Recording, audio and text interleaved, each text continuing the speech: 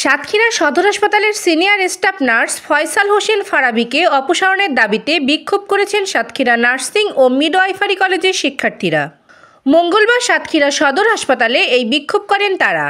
এ সময় সাতক্ষীরা নার্সিং কলেজের চতুর্থ বর্ষের ছাত্র মোহাম্মদ শাহাদাত হোসেনের নেতৃত্বে বক্তব্য রাখেন ডাক্তার ফয়সাল হোসেন, সাতক্ষীরা সদর হাসপাতালের নার্সিং সুপারভাইজার শেফালি সরকার, মঞ্জুরানী দেবনাথ, ছাত্র মোহাম্মদ ওমর ফারুক, সুরাইয়া আলিম, মোহাম্মদ সজিউদ্দিন প্রমুখ।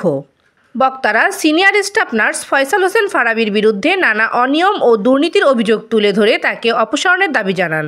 পরে তারা একই দাবিতে সাতক্ষীরার সিভিল সার্জনের কাছে স্মারকলিপি পেশ করেন। আমাদের আসার একটাই কারণ, আমরা শান্তিপূর্ণভাবে এখানে এসেছি। এখানে আমাদের যে সদর হাসপাতালের সিনিয়র স্টাফ নার্স রয়েছে ফয়সাল হোসেন, তার বিরুদ্ধে আমাদের দাবি, কারণ তিনি একাধিকবার আমাদের স্টুডেন্ট আমাদের কলেজে হস্তক্ষেপ করছেন, যেখানে তিনি একজন সদর হাসপাতালের শুধুমাত্র সিনিয়র স্টাফ নার্স মাত্র। প্রমাণ ছাড়া নার্স ফয়সাল আমাদের বিরুদ্ধে যে কথাগুলো বলছে তার সুষ্ঠু বিচার আমরা আশা রাখি। তিনি ওই নার্স ফয়সাল যে এই প্রথমবার বলছে এরকম না, বারবারই ওনাদের ওই ফয়সাল নার্স ফয়সালের দ্বারা আমরা বারবারই হ্যারেস হয়েছি, আর বিগত দিনে হব না তার কোনো গ্যারান্টি নাই। সেহেতু আমরা চাচ্ছি তার পদত্যাগ।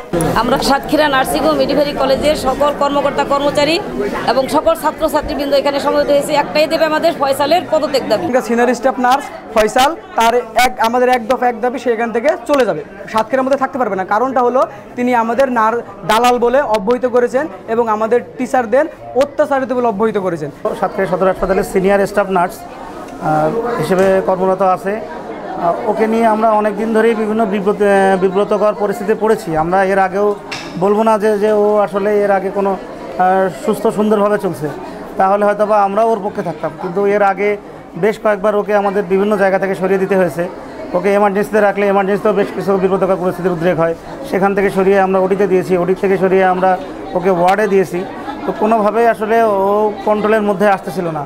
ওর বেশিরভাগ প্রবলেম যেটা আমরা অনুভব করছি যে ও বিভিন্ন সময় ফেসবুকে বিভিন্ন স্ট্যাটাস দেয় এবং কিছুটা বিরক্তিকর কমেন্ট করে, যে কমেন্টের ভিতরে আসলে কোনো কাণ্ডজ্ঞান ওর নিজের আছে বলে মনে হয় না, তার সাথে অনেকের মানসম্মান জড়িত যে কমেন্টগুলোর ভিতরে। শেষের দিকে এসে ও বেশ বাজে কমেন্ট করছে এবং স্টুডেন্ট নার্সিং স্টুডেন্টদের নামে ইভেন ও দালাল বা বিভিন্ন কমেন্টের ওর সাথে যুক্ত হয়েছে। তো এই ধরনের কমেন্ট বা স্ট্যাটাসগুলো আমাদের জন্য গ্রহণযোগ্য না। তো আমরা নিজেরাও ওর বিরুদ্ধে ব্যবস্থা নিতে চাই। আর যেহেতু ও ঠিক আমাদের আন্ডারে না, ডক্টরদের আন্ডারে না, ডিজি হেলথের আন্ডারে ও চাকরি না, ও চাকরি ডিজি নার্সিংয়ের আন্ডারে, ফলে ডিজি নার্সিংকে আমরা অনতিবিলম্ব বা এখনই আমরা ওর বিরুদ্ধে একটা চিঠি ইস্যু করতেছি, যেটা আমরা প্রক্রিয়াধীন রয়েছে। চিঠি ইস্যু আমাদের প্রায় হয়ে গেছে।